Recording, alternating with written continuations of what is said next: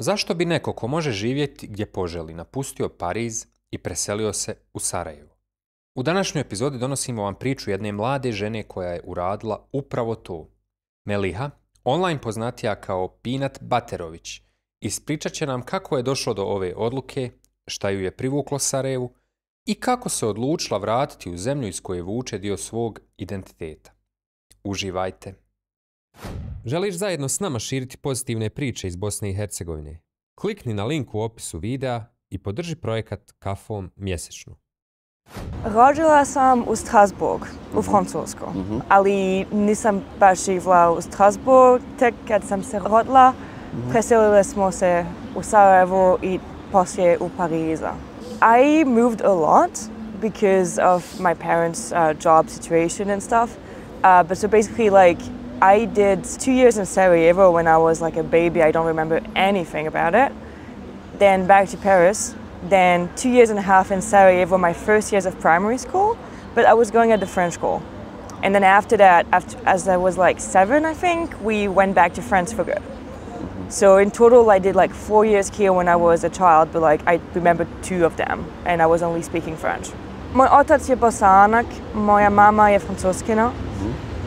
Živjela sam malo u Sarajevo kad sam bila mlada, ali poslije tome sam odrasla u Francusku i znala sam da sam bila pola Francuskina, pola Bosanka, ali nisam baš znala šta je to, šta to znači. And so because of that, when I was in college, I was a bit getting curious about it. It was like my party fun fact, like, hey, I'm half Bosnian. I have no idea what that means, but I guess I am. And at some point I realized it was more than just a joke not a joke, but like a fun fact I could tell to people. And I became really curious about it. So every occasion I had to look up stuff about Bosnia in my studies, because I did political science, I would do all my papers and my presentations about Bosnia. And so that led a bit of curiosity. And then when I was 21, I think, or 22, I was doing a gap year in my master's, and I had 3 months in which I didn't have anything planned. And I decided it was the perfect opportunity to come here. So I moved here temporarily for the summer, for 3 months in 2022. And I came here and I loved it here. I just fell in love with the city, with everything it had to offer, with the mentality here, with people. And so I kept back and forth and back and forth. And I decided to move here last year in September. Iskreno, back then I had fallen in love with a Bosnian guy. So that helped. It was the love for Sarajevo, but also for that person as well. So I was coming back and forth to see him and to see Sarajevo. And because I was coming back and forth, I was just getting to know Sarajevo and life here so much better. And then I don't know, I just felt at home in Sarajevo, as cliche as it sounds to say, and I just wanted to come back all the time. And so in last September, things changed in my personal life, and I had to make a decision basically about what I wanted to do with my life, where I wanted to live, what I wanted to do for work. And I didn't even question it. I was like, okay, I'm moving, I'm staying in Sarajevo for good. It's just obvious. Šta su glavne razlike na prvu kada ti porodiš grad gdje si živjela I odrasla sa Sarajevom? The mentality. The whole relationship to life in general is just so different. The first thing that struck me is when it comes to social life. In Paris, when you want to see your friends, you hit them up and you're like, yeah, you're free next Thursday.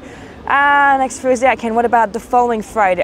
Following Friday I can. What about in 3 weeks between 3 and 4:30? Maybe we could go for coffee. I'll let you know. Okay, sure. Back then I used to have a Google Calendar in which I would note when I was planning to see my friends, you know? And in Sarajevo, it's like, hey, what are you doing 10 minutes ago? And then you meet up with your friends somewhere, and even if you're not planning to see them, you bump into them on the streets because everyone goes to the same places. And it's just, because of that, I feel just the social life mentality is so different here.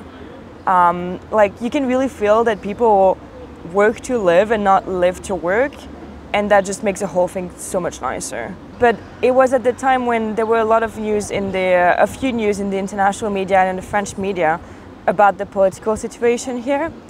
And I remember at some point I was back in France, or I was in Brussels back then, I don't remember.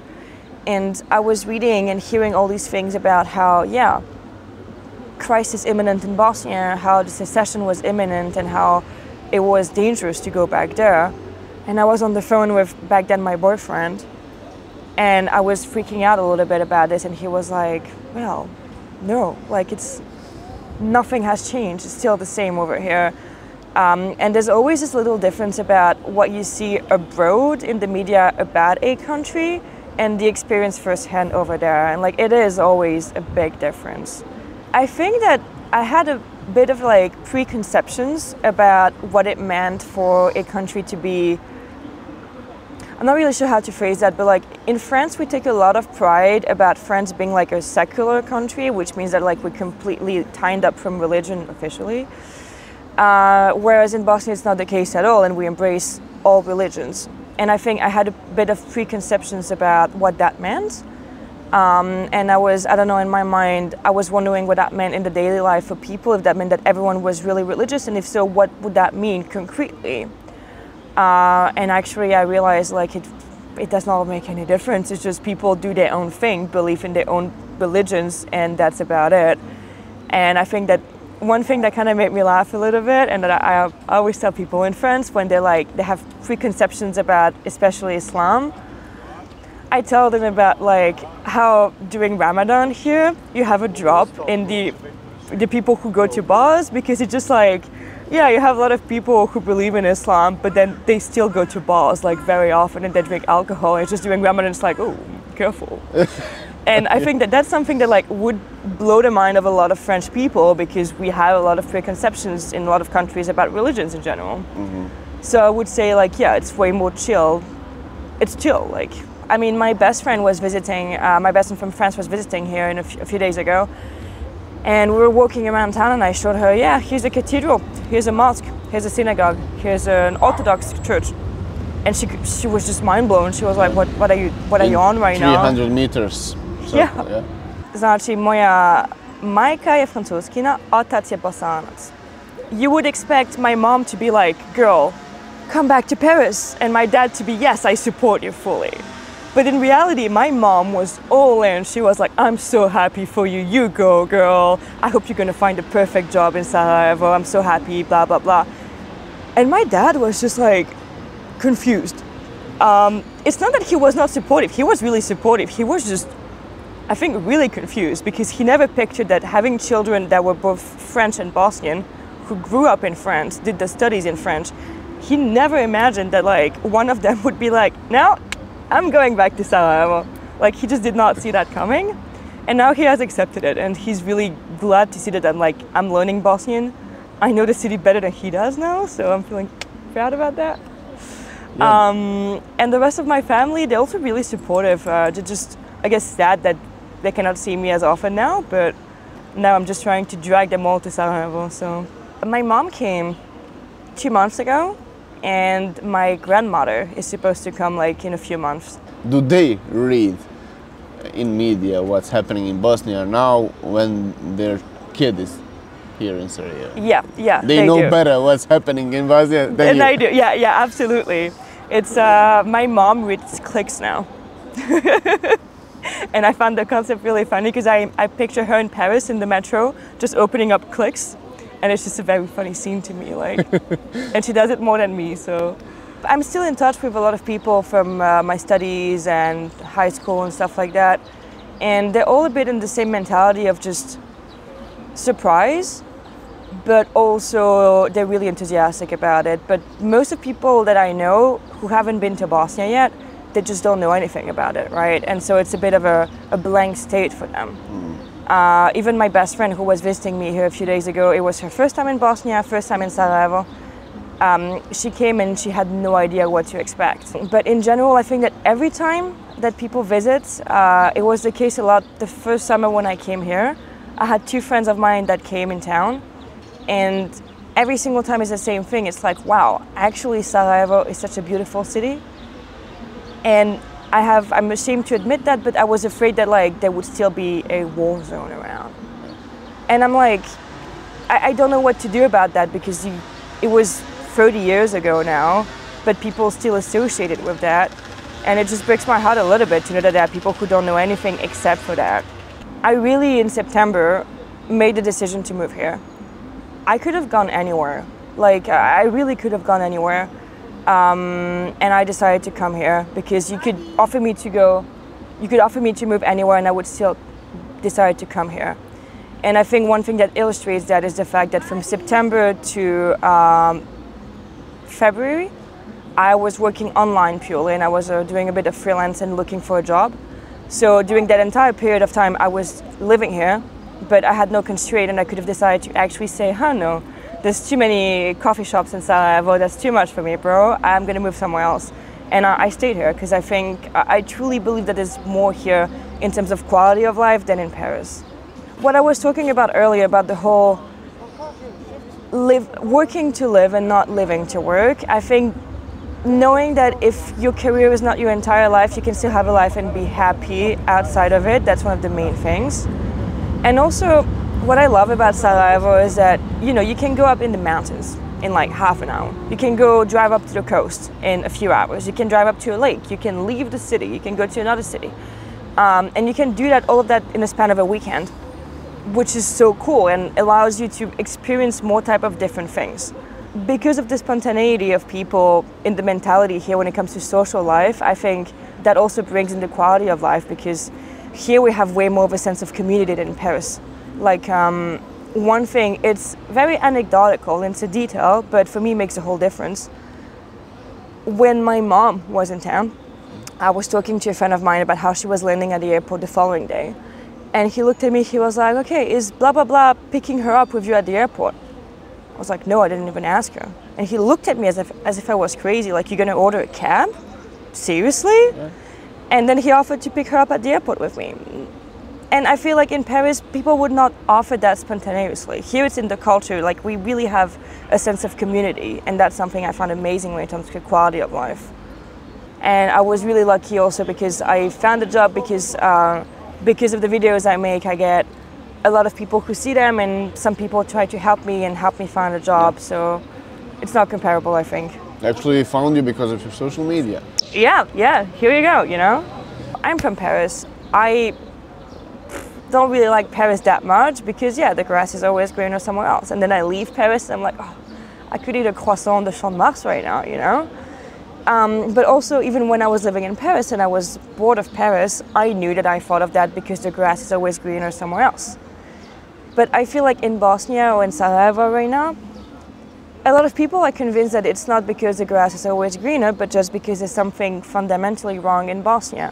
And we have a lot of issues, we have a lot of problems, but I hope that we'll be able to get over them and to work on them and to turn this situation into something that will become more optimal, Exactly. And I think that the main thing is that, all these people are coming back here because of some of the advantages of living here. And the whole mentality, I think, is a huge plus that you have to be aware of. And I think that the big thing we should aim for is for people to realize that, there are some things that are great about living here. Not everything, because nowhere is perfect. And I'm not gonna lie, we have issues, a lot of them. But we also have amazing advantages, and people should realize that. Exactly. I mean, my best friend who was visiting me a few days ago, she's French-German, half French, half German. And she was amazed because we were hanging out, going on errands, buying things for my flat. And one of my friends wanted to join us that evening. We had agreed that we would meet at some point. And like every hour, my friend was like, oh, do you have news from blah, blah, blah? No, I don't. She may join us at some point. I'm not really sure. And then that friend of mine, just bumped into us on the street because she has my location. She was like, hey girls, what's up? And my friend from Germany could not believe that, because for her it was a bit what I was describing earlier, of like agreeing to meet at an exact time at an exact place. Germans. And she was just mind blown by so much spontaneity. And after that, she kept telling me how cool it was that, like, she could not even conceive how everyone was so relaxed about where we are, where we're going, when are we meeting, are we actually meeting? And that going with the flow. Yeah, exactly. Like Bosnians and Sarajevans in particular, I really like the embodiment of like go with the flow, but like in a great way. Yeah. And that's definitely an advantage we have here. I mean, she's half Parisian, half German, so like I let you imagine the shock, the double mind blow. what I have noticed is that there are way more people from the diaspora who are either considering going back or going back. And what I kind of hope is that we'll be able in the next decades to bring back a lot of people who moved away and that actually are a bit like me, right? Whose parents moved away and who are all intrigued and like actively want to go back and kind of have this vision of the positive sides of Bosnia, and that could bring a bit of a new waves of energy and optimism in the country. Because one of the things that we're also depressed about is that everyone is leaving, right? But if you have people coming back suddenly, who are also bringing optimism with them, I hope that maybe that could start a little change in the mentality about the country and about the future of the country. When it comes to the rest, I don't really want to get into it because we all know how complicated the political system is and the situation is right now. I don't have any magical power to fix the constitution, but you know. Does this happen in Paris? Every day. Actually, it does. Should we wait for the sound or?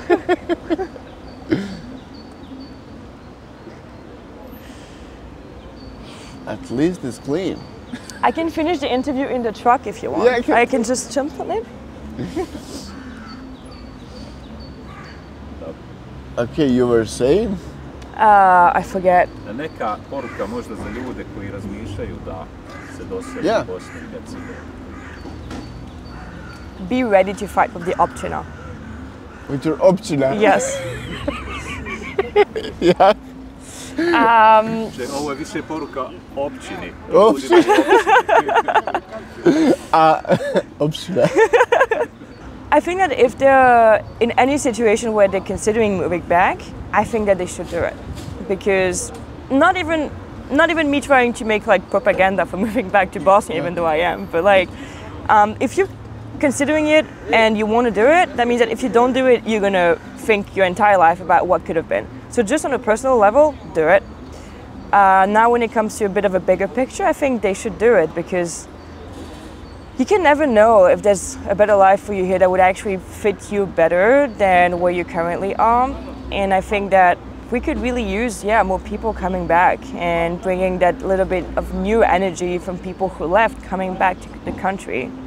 All of us are not just biased thinking that it's a cool country to live in with quality of life. It's if people who don't have link to the country also see that and move here, it means that we must be right about something, you know? I actually know some people who, it's a couple of, they're also very international, but French speakers who live in Bosnia. They moved here in the early 2000s because of work, and since they've just stayed here. And now they permanently installed in Gobavica. And they're more Bosnian than me at this point. Like, I love that. I think it proves to show that like, the country can attract people. Yeah. That's always good. I think there's one little thing. It's very tiny and it's very anecdotal, but I was just thinking about it because in the bathroom of that cafe,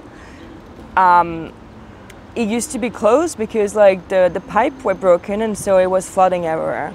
That was last time I came here, and this time around I came to the bathroom, it was open this time, and all around the sink there was just like scotch, no not scotch, like plastic wrapped around the sink. And I just looked at it and I thought, wow, that's Balkan technology that we meme about all the time. And actually, Technologia. What? Technologia. It's just like Deutsche Qualität, Balkan technology. And it's just one thing that I've noticed, people laugh and meme a lot. Beep, beep, beep, beep, beep. See, be ready to fight the option now. Yeah, exactly. People meme a lot about like the whole like, it's Balkan technology of just finding anecdotal and a bit questionable solutions to problems. But actually that's something we should be proud of because we do know how to make, questionable solution and fix, but we make fixes to things that need to be fixed. Like, if it looks stupid, but it works, it's not stupid. Right, I agree with that. And people tend to make fun of that, but we should be proud of it. Like 2 days ago, I bought a yoga ball and I was looking for a pump to be able to inflate it. I borrowed one from one of my friends. I was at her apartment with her mom, and I was telling her, okay, I have the pump, but now I need something like, I need to go buy a converter to have like the pump being able to enter the ball. Pen. Yes. Her mom looked at me, left, came back with like a bit of a pen. And I started and I thought, wow, the Balkan technology is Balkan technology right now. Because I would never have thought of that. I would have gone to like my little corner shop, bought something for 15 marks and have called it a day. But no, plastic pen.